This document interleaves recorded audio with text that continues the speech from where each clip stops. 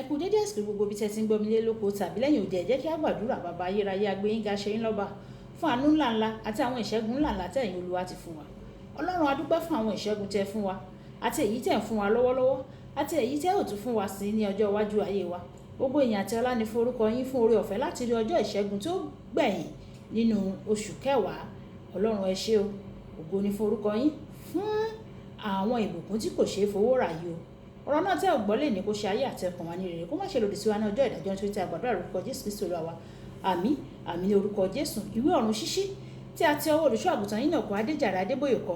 Ẹni ọjọ́ ìṣẹ́gun, ọjọ́ 29 oṣù kẹwàá. Àkòrí tí a ó gbéyẹ̀wò sọ wípé aláníyàn ni tàbí ajagun. Aláníyàn tàbí ajagun. A mú àkọ́sórí wa nínú ìwé Mátíù orí ìkẹfà ẹsẹ̀ ìkẹrìnléníọgbọ̀n. Mátíù orí ìkẹfà ẹsẹ̀ ìkẹrìnléníọgbọ̀n. Nítorí náà, ẹ má ṣe ṣe àníyàn nítorí ọ̀la. Ọ̀la ni yóò ṣe àníyàn ohun ara rẹ̀. Búburú ọjọ́ ó tó fún un. A ó sì mú bíbélì kíkà wa bákan náà nínú ìwé Mátíù orí ìkẹfà ẹsẹ̀ ìkarùndínlọ́gbọ̀n títí dé ẹsẹ̀ ìkẹrìnléníọgbọ̀n, tí ó kà báyìí pé, nítorí náà mo wí fún yín, ẹ má ṣe ṣe àníyàn nítorí ẹ̀mí yín o, ohun tí ẹ ó jẹ, àti fún ara yín, ohun tí ẹ ó fi bora. Èmi kò ha ju oúnjẹ lọ fún yín bí? Tàbí ara ni kò ju aṣọ lọ bí? Ẹ ṣáà wo ẹyẹ ojú ọ̀run. Wọn kì í fúrúgbìn, bẹ́ẹ̀ ni wọn kì í kórè o. Wọn kì í sì kó jọ sínú abà. Ṣùgbọ́n baba yín tí ń bẹ ní ọ̀run ń bọ́ wọn o. Ẹ̀yin kò ha sàn jù wọ́n lọ? Ta ni nínú yín nípa àníyàn ṣíṣe tí ó lè fi ìgbọ̀wọ́ kan kún ọjọ́ ayé rẹ̀? Èéṣe tí ẹ̀yin fi ń ṣe àníyàn nítorí aṣọ? Kíyèsí lílì tí ń bẹ ní ìgbẹ́, bí wọ́n ti ń dàgbà, wọn kì í ṣiṣẹ́ o, bẹ́ẹ̀ ni wọn kì í kí ìràwú.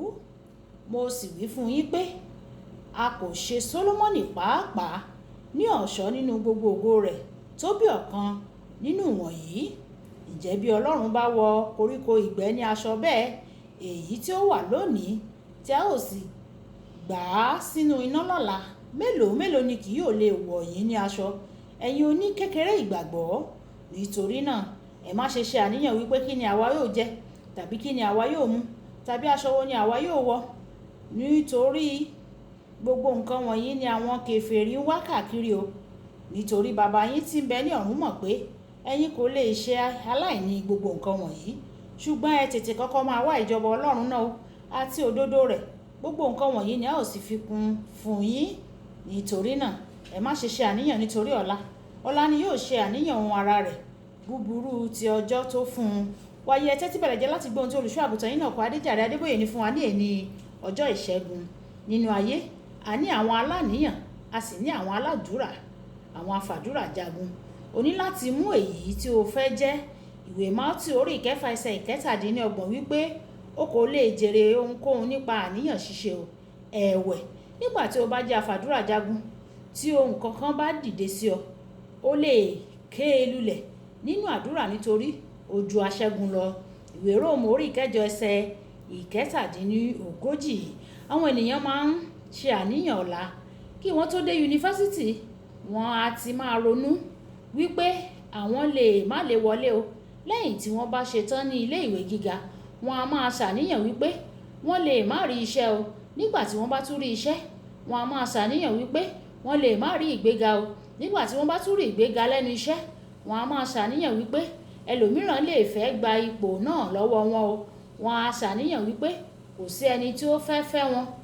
Nígbà tí wọ́n bá rí ẹni tí ó fẹ́ wọn tán, wọ́n á tún ṣàníyàn bóyá ẹni náà ó ní òtítọ́.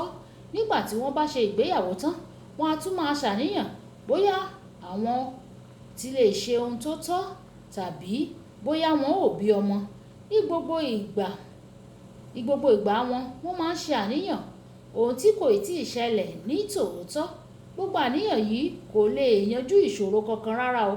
Nígbà tí o bá ka ìwé Fílípì orí ìkẹrin ẹsẹ̀ ìkẹfà dé ìkeje, wàá rí ohun tí ó yẹ kí o máa ṣe dípò kí o máa ṣe àníyàn. Ó wí pé kí o máa dúpẹ́ lọ́wọ́ Ọlọ́run nínú ohun gbogbo nípa àdúrà àti ẹ̀bẹ̀ pẹ̀lú. Ẹ má ṣe àníyàn ohunkóhun o, ṣùgbọ́n nínú ohun gbogbo nípa àdúrà àti ẹ̀bẹ̀ pẹ̀lú ìdúpẹ́, ẹ máa fi ìbéèrè yín hàn fún Ọlọ́run, àti àlàáfíà Ọlọ́run tí ó ju ìmòye gbogbo ènìyàn lọ yóò sọ ọkàn àti èrò yín nínú Kristi. Mo máa dúpẹ́ nígbà kan tó bá lọ déédéé fún ọ.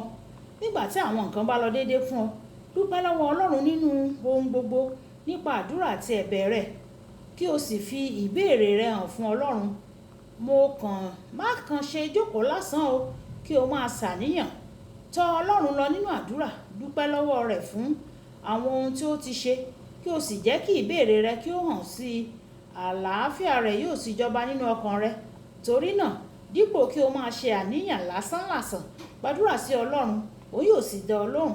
Tí o bá ti gba Jésù gẹ́gẹ́ bí Olúwa àti Olùgbàlà rẹ, tí o sì ti jọ̀wọ́ ayé rẹ fún un, má ṣe àníyàn mọ́ o. Jésù ti fún ọ ní àlàáfíà rẹ̀ tí ó ju gbogbo òye ènìyàn lọ, gẹ́gẹ́ bí a ti rí nínú ìwé Jòhánù orí 14 ẹsẹ̀ 17.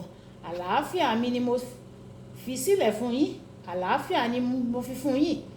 Kì í ṣe gẹ́gẹ́ bí ayé ti ń fúnni ni èmi fi fún yín o. Ẹ má ṣe jẹ́ kí ohunkóhun ẹ má ṣe jẹ́ kí ọkàn yín kí ó dàrú o. Ẹ má sì ṣe jẹ́ kí ó wárìrì. Ẹ má sì ṣe jẹ́ kí ọkàn yín kí ó wárìrì. Kókó ọ̀rọ̀: jẹ́ afàdúrà jagun, má ṣe jẹ́ aláníyàn. Ẹja sọ pé bàbá mi, Olúwa fún mi ní oore ọ̀fẹ́ láti jẹ́ afàdúrà jagun. Gbogbo àníyàn ayé yìí, Olúwa, mú kúrò ní ọkàn mi.